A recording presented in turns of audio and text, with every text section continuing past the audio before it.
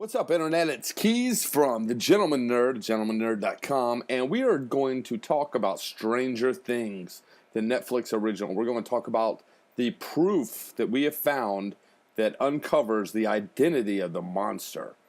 We know the monster's identity, so we're going to explain that here.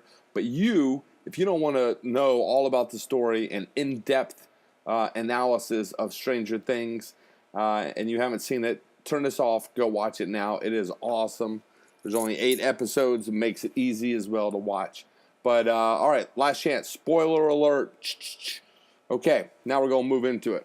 I love Stranger Things. It was amazing. But like any good horror movie, we know the identity of the monster at the end. Most people don't think we do. Most people think it's just an animal, but it's not. In Stranger Things, we are left wondering what happened to the monster in 11. But are there enough clues that prove who the monster really is? We think so. So let's get into it. Who is the monster? Well, where do we start? How about the 6th episode, the one named Monster? I bet we would find some clues there. We even meet a new character and discover the past of 11 in Chapter 6. We meet Elle's mother, kind of. She's a little out of it. She doesn't say a single word, but she's not a complete vegetable. She seems to at least be somewhat aware of what's going on. She makes eye contact and turns away when she is shown a picture of Will. She also turns to Hop and makes eye contact with him, and he mentions Dr. Brenner, which is very interesting. So she's not completely a vegetable. She is aware of what's going on somewhat, at least in our opinion. In the scene, when we meet the mother, one interesting thing is she has a round glass on her shelf there, and it's full of matches. If you take that literally, she has a fireball, which I thought that was interesting. But it doesn't really say anything about the monster. But what is also interesting is a little black box that's on top of the books, the bonsai books, that are beside Terry when she's sitting down. That black box looks very weird. It looks like it has negative and positive space.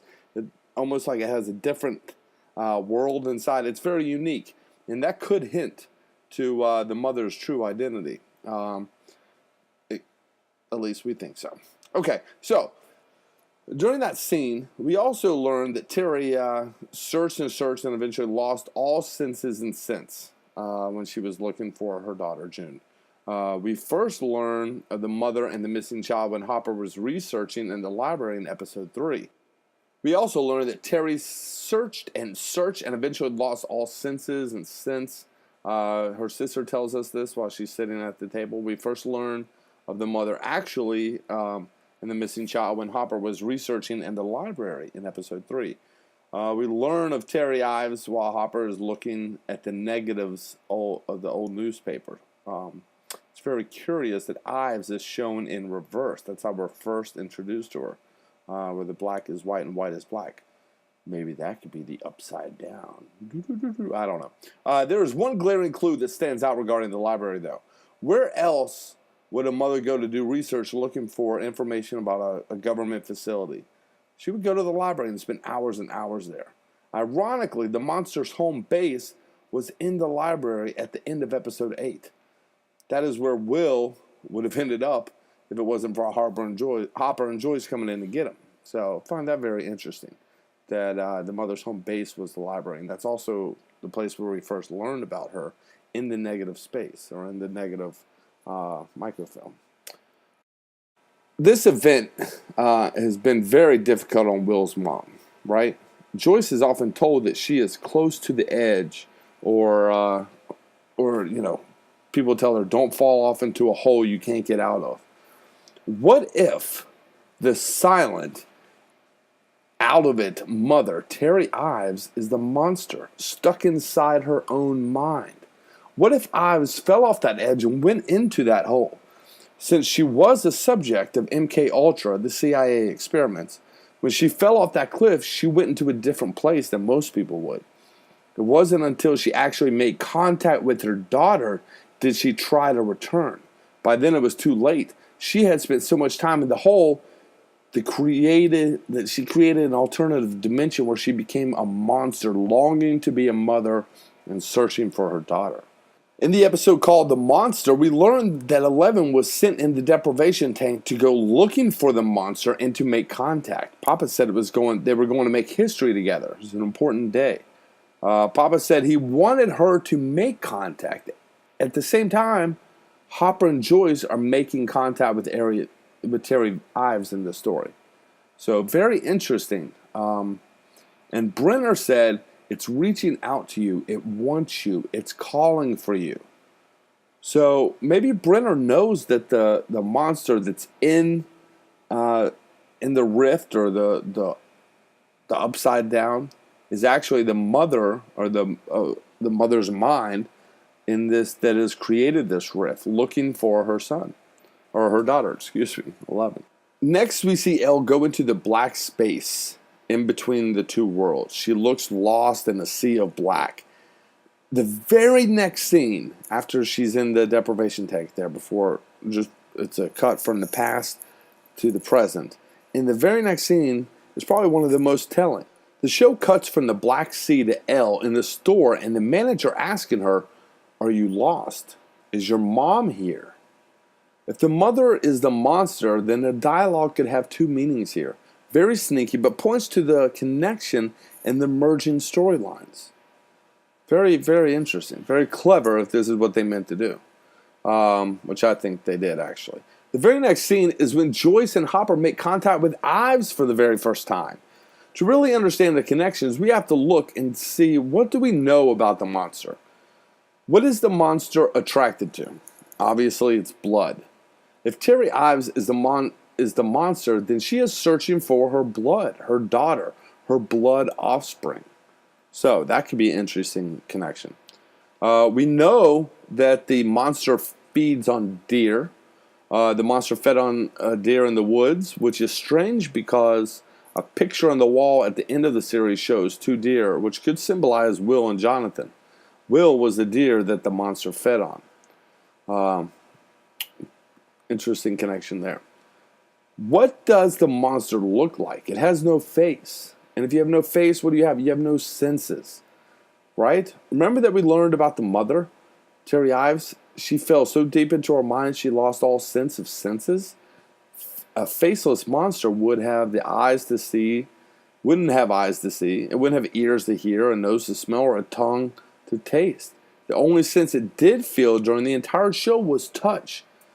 When 11 touched the monster in the flashback, that is what created the rift between the two worlds. The monster was trying to connect back to the real world, back to her daughter. So it makes sense that it's a faceless monster if it has no senses. It's very, very interesting. And where does the monster come from? We know that it came from the government. Somehow, the government created MK Ultra experiments and the monster escaped from a government facility in the opening scene. The clue here is that the government is responsible for the monster, and because of their experiments in the past, those horrors are catching up with them. The experiments gave Ives the ability to create another dimension in her mind. They created this monster. They stole her child and lied about it, possibly impregnated her too. Brenner could be the father. Who knows? But they are to blame for this monster. They created this monster one way or another. Where did the other skull come from in the scene where Hop and Joyce go into the library? You see one skull, then you see Barb, and then you see Will. Remember that poor guy the government sent in with a rope like Poltergeist into the dimension and try to get him out, or just send him in, then they pulled out just the harness? Yeah, he didn't make it. He was killed by the monster and brought back to the library. Since he was killed and cut in half, the monster couldn't use it to hatch one of her eggs. That is where Will came in. She tried to take Will and get him to the other dimension, but he hid from her until the very end. So now the monster killed one guy, can't find the other. So what does the monster do? Monster goes after Barb.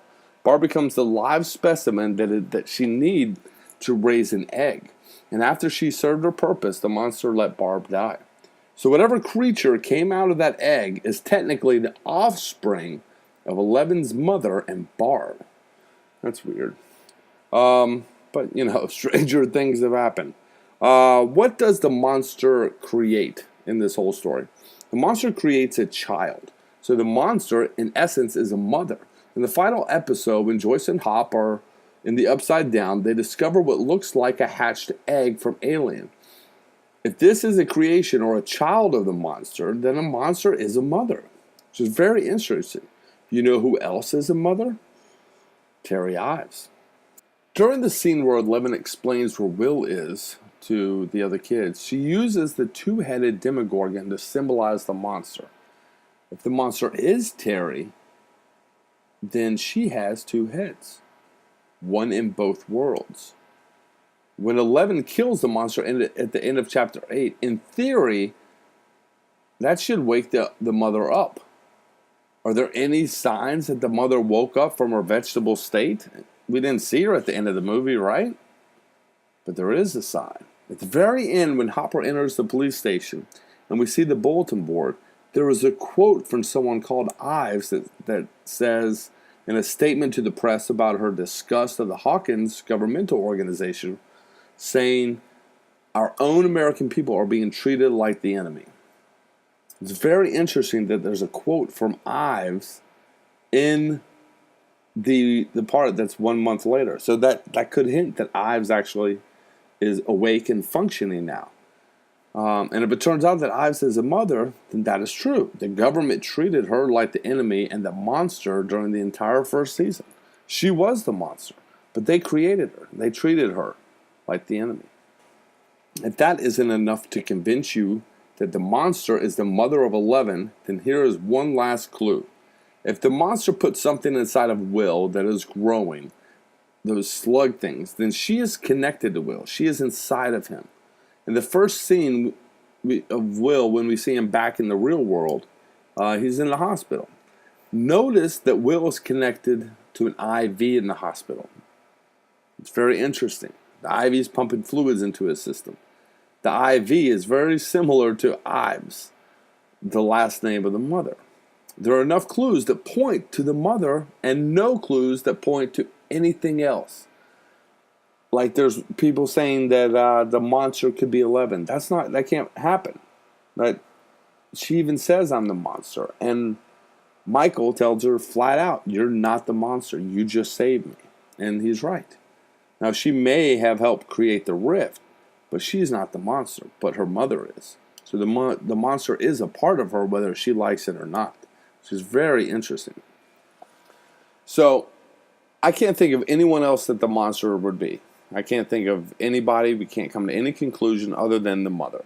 So that's our final analysis. It makes sense though.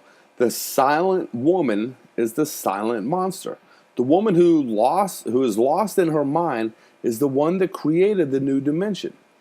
Did 11 destroy the monster, or were the two sucked into another dimension? That is a question that we will learn in season 2. But at least for now, we know who the monster is. Well, at least we think we do. All right, check us out on Gentleman Nerd, and we will talk to you soon. Let us know your thoughts in the comments, and you guys have a great day.